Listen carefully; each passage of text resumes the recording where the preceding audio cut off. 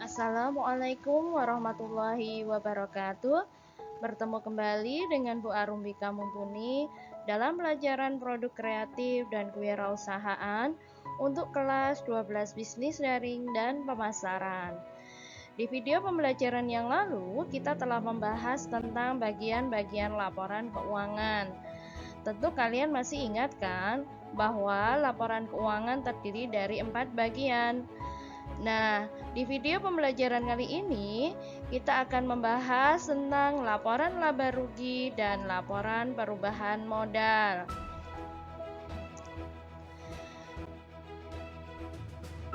Laporan laba rugi merupakan laporan yang disusun secara sistematis tentang pendapatan dan beban yang terjadi dalam kegiatan usaha perusahaan.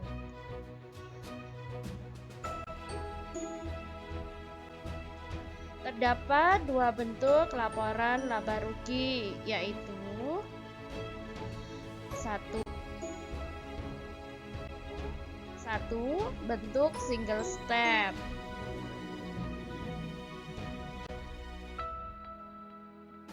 dua bentuk multiple step.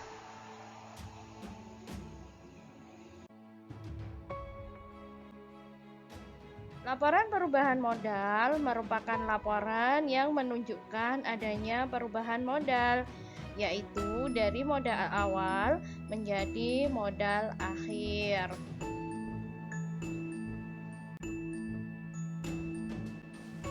Berikut ini adalah contoh bentuk laporan perubahan modal.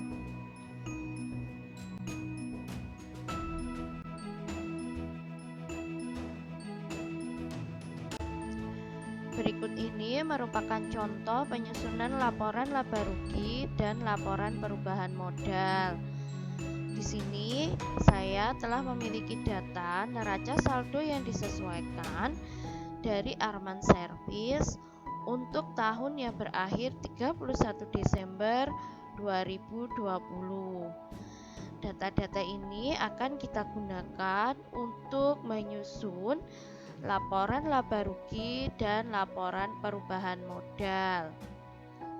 Baiklah, sekarang kita akan mulai untuk menyusun laporan laba rugi dari perusahaan Arman Service.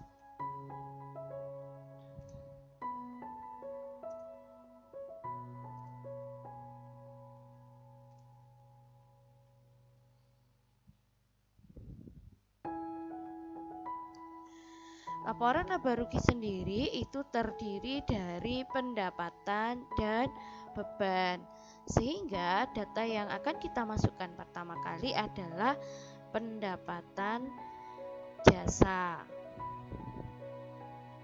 Kita lihat di data neraca saldo, berapakah pendapatan jasanya dari Arman Service. Ternyata pendapatan jasanya adalah sebesar Rp489.750.000. Nah, ini akan kita pindahkan ke sini ya. Kita tulis ulang. Dari data di neraca saldo, kita temukan bahwa pendapatan jasanya adalah sebesar Rp489.750.000.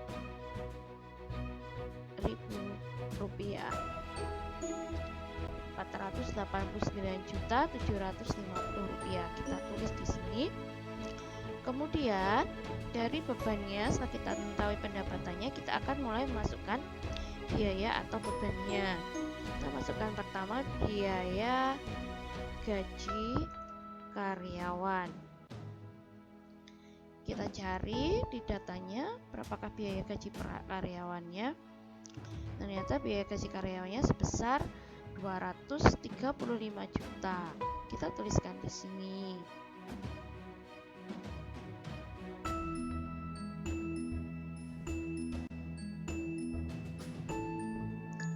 Kemudian berikutnya biaya iklan.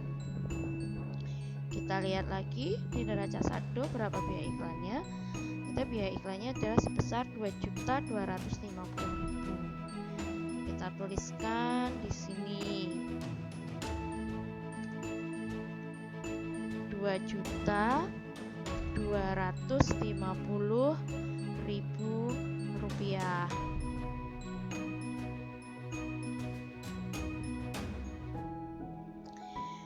Kemudian biaya asuransi.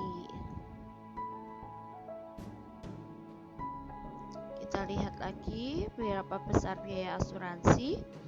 Ternyata besarnya untuk biaya asuransi yang ada di neraca saldo adalah 1.600.000.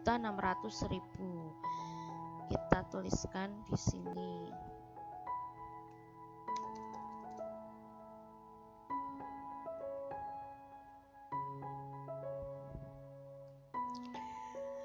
Lalu kita masukkan biaya penyusutan peralatan. Kita lihat lagi di neraca saldo berapa besarnya biaya penyusutan peralatan. Ternyata besarnya adalah 8 juta rupiah. Kita tuliskan di sini.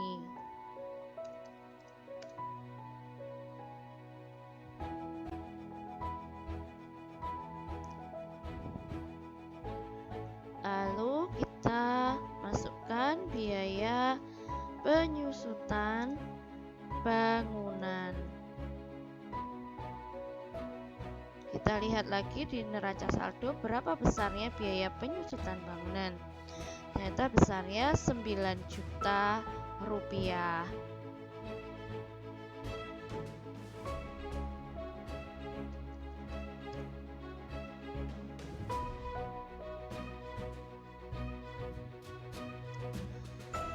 Lalu kita masukkan biaya perlengkapan.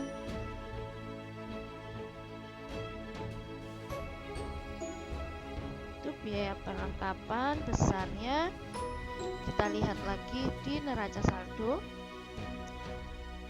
Besarnya adalah Rp2.250.000.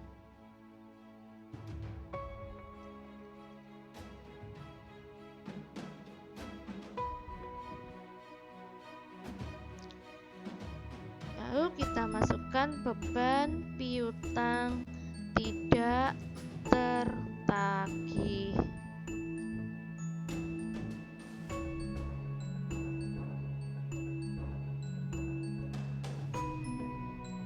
Kita lihat di neraca saldo. Nah, beban kerugian piutang tidak tertagihnya adalah Rp2.863.500. Di sini kita tambahkan ya, kerugian piutang tidak tertagih sebesar Rp2.863.500.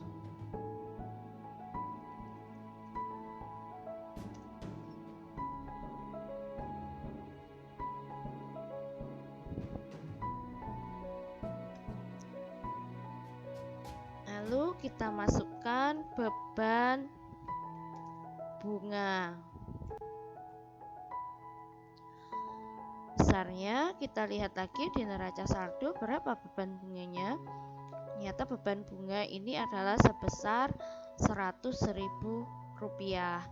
Kita tuliskan di sini.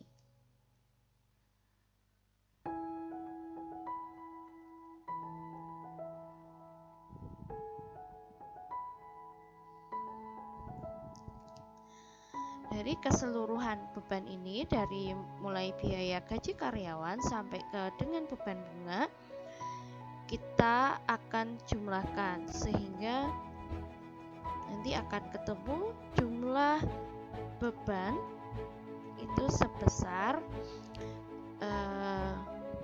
261.063.500 rupiah.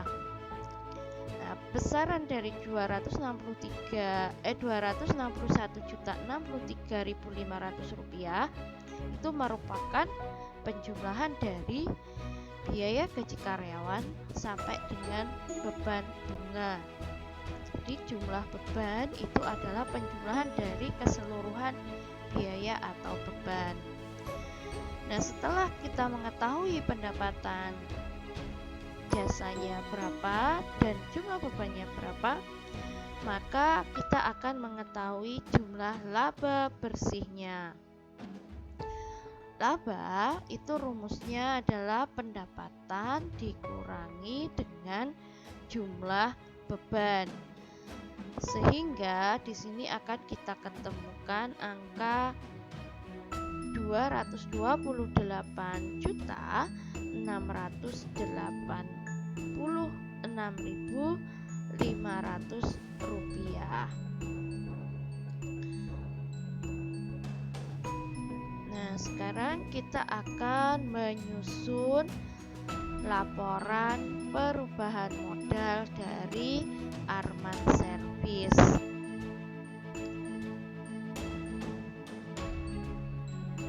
Kita beri judul dulu ya, Arman Service.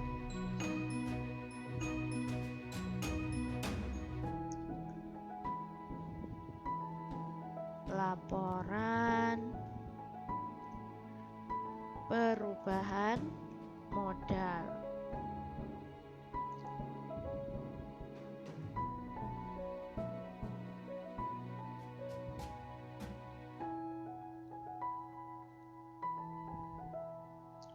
Untuk tahun yang berakhir 31 Desember 2020.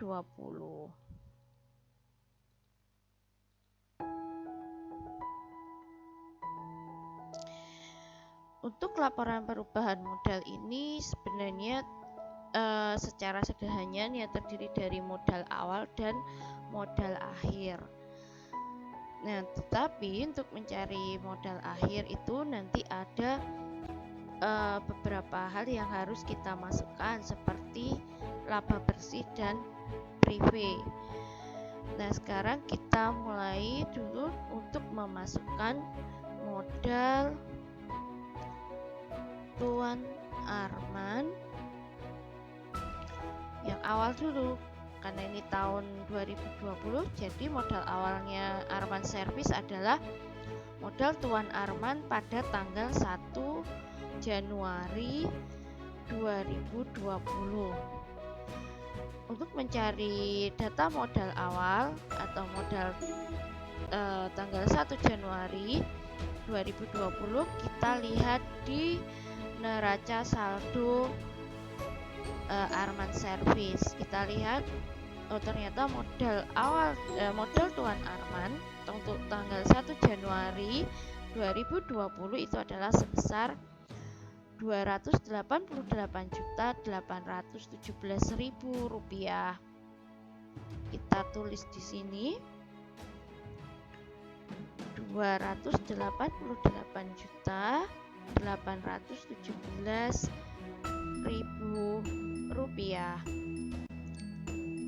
Kemudian kita akan memasukkan data laba bersihnya. Data laba bersih itu kita peroleh dari laporan laba rugi. Jadi di sini adalah sebesar 228 juta. Kita tulis di sini ya, 228.686.500 rupiah. Kemudian kita memasukkan data prive Tuan Arman. Untuk prive kita melihat datanya di neraca saldo. Kita lihat berapa prive-nya. Ternyata prive Tuan Arman itu adalah sebesar 1.250.000 rupiah.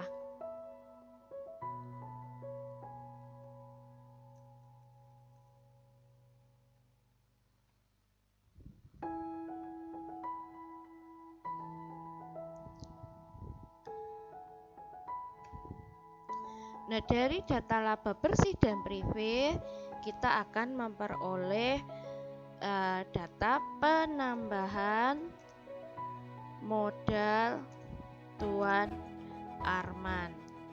Nah, penambahan modal Tuan Arman ini diperoleh dari pengurangan dari laba bersih dikurangi dengan privé. Jadi untuk penambahan modal itu rumusnya adalah laba bersih dikurangi dengan privé, sehingga akan ketemu hasilnya 227.436.500 rupiah. Nah, dari sini kita akan memperoleh data tentang modal Tuan Arman 31 Desember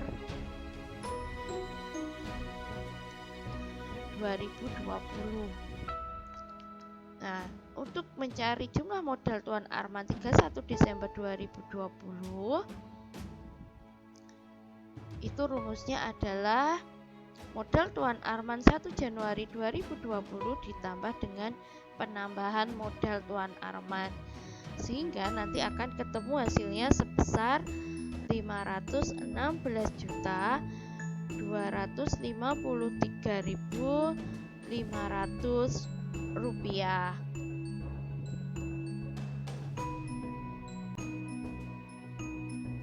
Saya sampaikan, saya yakin kalian pasti sudah bisa memahaminya. Terima kasih atas perhatian kalian. Saya akhiri dulu. Wassalamualaikum warahmatullahi wabarakatuh.